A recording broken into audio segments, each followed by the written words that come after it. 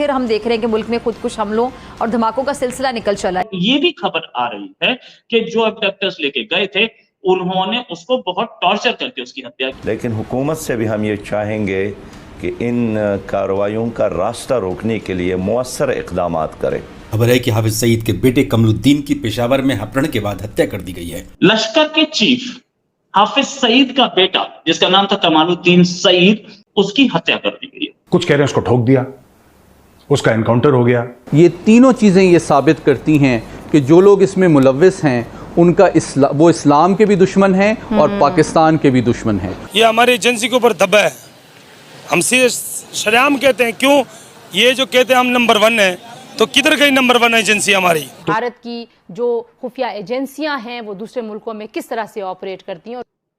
लश्कर के चीफ हाफिज सईद का बेटा जिसका नाम था कमालुद्दीन सईद, खबर ये आ रही है कि उसकी हत्या कर दी गई है। जो अबडक्टर्स उसे उठा के लेके गए थे उन्होंने उसकी हत्या। तो कह रहे थे कि दुनिया की तुम नंबर 1 एजेंसी हो, तुमसे बिना पूछे परिंदा पर नहीं फड़फड़ा सकता, और यहां पे हाफिज सईद के बेटे को निपटा रहे हैं लोग। इस वक्त इस तरह के वाकयात का पाकिस्तान में होना आपको क्लियरली नज़र आता है कि भारत इससे ये फ़ायदा उठाना चाहता है कि दुनिया की जो तवज्जो है वो पाकिस्तान की तरफ मबजूल की जाए। और अभी एक कोई ज़ियाउर रहमान साहब थे, वो निकल लिए, उनको भी कोई अज्ञात लोगों ने कर दिया। हमारे बहुत बड़ी तादाद में लोग शहीद किए गए, कितना ही मजम्मत की जाए कम है। हम इसकी मजम्मत भी करते हैं। तो हम अफगानिस्तान को जो माजी में अपने फ्रेंडली नेबर चाहते थे, वो आज हमारी पॉलिसी रिवर्स होती नजर आ रही है। सर्कमस्टांसेस ऐसा पैदा हो गए। हाफिज सईद के जो फैमिली के 36 लोग आतंकवाद में हैं, ये भी एक और बेटा तलहा वो भी है। तो पाकिस्तान अपनी मिलिट्री डिप्लोमेसी और बाकी जो डिप्लोमेसी है उस सारे जो हथकंडे हैं वो इस्तेमाल हम कर चुके हैं उनके पास, लेकिन वो समझने को तैयार नहीं। ये जो सारा का सारा सिलसिला है, कुर्म एजेंसी में भी हमें एक ऐसे ही हमले की इतलात मिली। तो आज का दिन पाकिस्तान के लिए इस तरह से भी अलार्मिंग दिन है कि जब हम पाकिस्तान के अंदर इंतशार फैलाने वालों के खिलाफ कार्रवाइयां होते हुए देख रहे हैं, पाकिस्तान के बाहर के दुश्मन हमें बहुत मुतहरक नजर आते हैं। दूसरी जानिब सिक्योरिटी फोर्सेस ने भी अफगानिस्तान से दरअंदाजी कोशिश को नाकाम बनाया, जिसमें पाक फौज के जवानों ने जामे शहादत नोश किया है। हमारी वो फौज, वो हमारे इदारे किधर है? ये हाफिज मुनीर को मैं कहना चाहता हूँ, ये किधर है? एज यूजुअल पाकिस्तानी कह रहे हैं कि भारतीयों ने मार दिया, तो वहां पे किसी को जुकाम भी होता है तो भारत की वजह से होता है। और इन तमाम वाकयात से खुश कौन हो रहा है? इस वक्त आप इंडियन सोशल मीडिया देखें, इंडियन इलेक्ट्रॉनिक मीडिया देखें, वहाँ जो खुशी का समा है ये साबित करता है कि जब मुसलमान का खून बहता है हुजूर के यौम विलादत के दिन, तो किसको खुशी होती है? ये टीटीपी का स्टाइल लग रहा है, क्योंकि टीटीपी उस एरिया में एक्टिव है। हालांकि बीएलए भी ये काम करती है, बलूच लिबरेशन आर्मी, जो कि फ्रीडम फाइटर्स हैं बलूचिस्तान के, वो भी ये काम करते हैं। जय हिंद दोस्तों। तो पाकिस्तान में हाफिज सईद, उसका छोटा बेटा और उसका राइट हैंड, इन दोनों को अज्ञात लोगों ने निपटा दिया है। स्वाभाविक है, कैसे कैसे लोग डॉक्टर हैं पाकिस्तान में, डॉक्टर लगता है हाफिज सईद के आगे जाना माना। हालांकि डॉक्टर भी बहुत बड़ा है, ये वर्ल्ड वाइड फेमस है। अब इतने बड़े डॉक्टर का बेटा भी पाकिस्तान में सुरक्षित नहीं है। और हालांकि आप इनकी मेन स्ट्रीम मीडिया को देखें तो ये ऐसे ब्लेम कर रहे हैं जैसे टूडो ने कुछ समय पहले ब्लेम किया था भारत को, जैसे कि ये लोग खुद सबूत देख कर आए हों।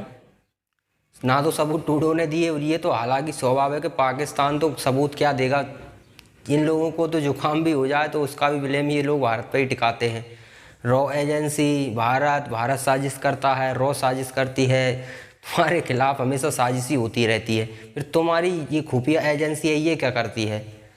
इतना बड़ा डॉक्टर पॉपुलर पूरी दुनिया में, इसके बेटे को, उसके राइट हैंड को, इन लोगों को अज्ञात लोग आते हैं और निपटा देते हैं। तो तुम्हारी ये जो एजेंसियां हैं वो क्या कर रही हैं? ये तो निकम्मी है ना। अब इस हिसाब से तो तुम लोग बड़ी मुसीबत में हो, क्योंकि भारत तुम्हारे घर में आके तुम्हें ठोक रहा है और तुम्हें तो हवा भी नहीं लग रही है।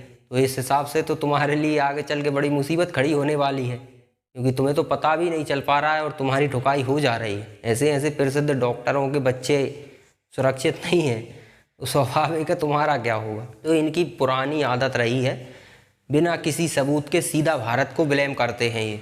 और वैसे भी इस हिसाब के काम मोसाद इसके लिए प्रसिद्ध है। हमारी एजेंसी कभी ऐसा नहीं करती है। रॉ का ट्रैक रिकॉर्ड रहा है कि जो व्यक्ति इजराइल के लिए खतरा बनेगा, बना नहीं है, उसने कुछ किया नहीं है, बनेगा, उसे वो पहले ही निपटा देते हैं। खतरा आगे खड़ा ही ना हो उससे पहले ही ये मोसाद का ट्रैक रिकॉर्ड रहा है। और ये स्वाभाविक है, ये अमेरिका की खुफिया एजेंसी हो, ये लोग सभी ने इस तरह के काम किए, लेकिन रॉ का ऐसा कोई ट्रैक रिकॉर्ड नहीं है। और रॉ ऐसे छोटे मोटे टुचपंजियों को क्यों मारेगी? स्वाभाविक है, भारत सरकार जानती है कि इनकी रीढ़ तोड़ी जाए, और रीढ़ है फाइनेंशियल, पैसा। बिना पैसे के कहीं कुछ नहीं होता है, पैसा मैन इनकी रीढ़ है। क्योंकि हाफिज सईद हो, कोई भी हो, ये लोग टेररिस्ट तभी भेज सकते हैं जब इनके पास पैसा होगा, फंडिंग होगी। ये मेन चीज़ है, इस पर स्ट्राइक करने की ज़रूरत है। इस तरह की हरकतें रॉ तो नहीं कर सकती। ये तो अब इन लोगों के पास अपनी नाकामी छुपाने के लिए कुछ है ही नहीं, निठल्ले लोग हैं, तो ये सारा का सारा टीकरा भारत पर फोड़ते हैं। और अभी से नहीं, हमेशा से ही इनका ट्रैक रिकॉर्ड रहा है। बम फूट गए तो भारत ने कर दिया, सरकार बदल गई, आर्मी को ब्लेम नहीं करते ये लोग, चलाती सरकार आर्मी है, उसके इशारे पर ही 5 साल कोई इनका रिकॉर्ड रहा है, 5 साल कोई प्रधानमंत्री अपना कार्यकाल पूरा नहीं कर पाए। 4 साल 3 साल जब आर्मी का दिल करता है तब हटा देते हैं।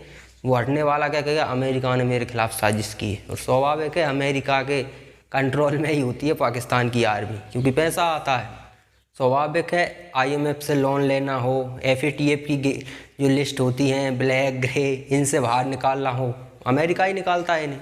अब आप देखो, जैसे कि इमरान खान उस समय जब प्रधानमंत्री थे पाकिस्तान के, तो वो उनका झुकाव चीन की तरफ था, और जब चीन की तरफ झुकाव था तो अमेरिका के इशारे पर ये लोग ब्लैक लिस्ट में जाने को तैयार ही थे।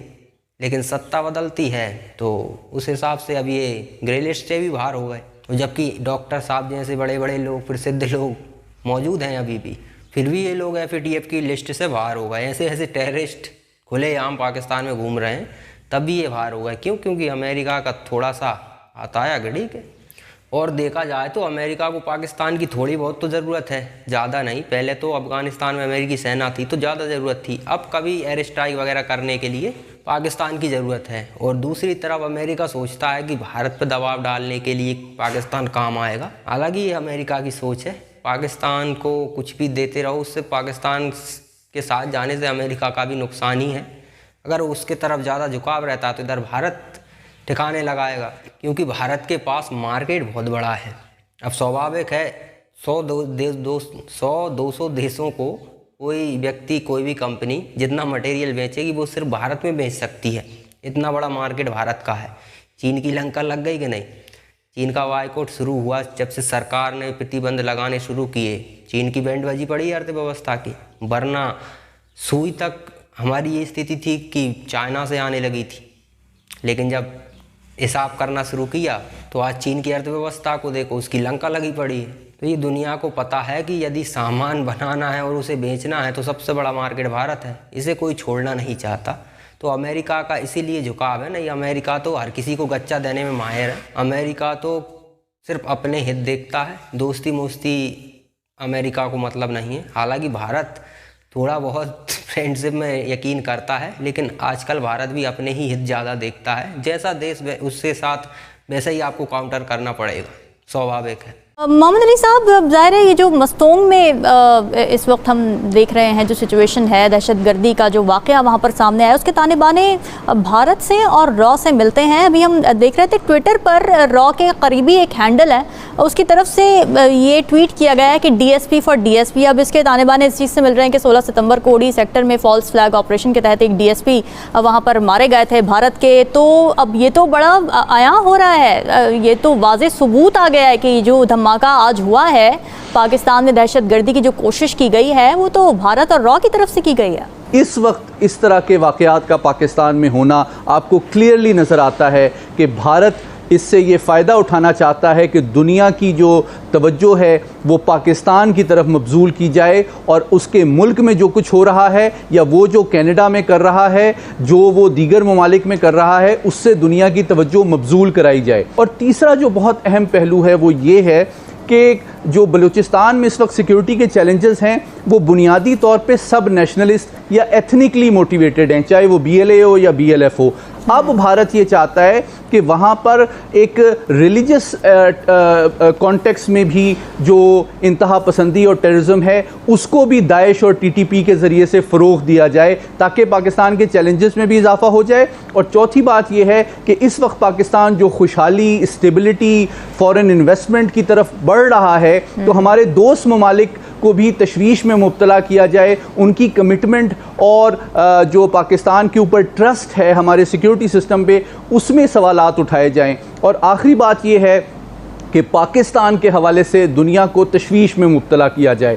तो आपको क्विकली नज़र आता है, और पहली बात जिस तरह आपने भी हवाला दिया कि देखें इन तमाम वाक़यात से खुश कौन हो रहा है। इस वक्त आप इंडियन सोशल मीडिया देखें, इंडियन इलेक्ट्रॉनिक मीडिया देखें, वहाँ जो खुशी का समा है ये साबित करता है कि जब मुसलमान का खून बहता है हुजूर के यौम विलादत के दिन तो किसको खुशी होती है, ये इस बात का सबसे बड़ा सबूत है। और फिर जो उनकी रॉ के फंडेड जो सोशल मीडिया प्लेटफॉर्म्स हैं उसमें कहा जा रहा है DSP फॉर DSP, यानी कि उन्होंने जो false flag operation Indian occupied Kashmir में कब के अपने DSP को मारा, अब उसका वो कह ये रहे हैं कि पाकिस्तान के एक मुसलमान DSP को मार के हम उसका अवेंज कर रहे हैं।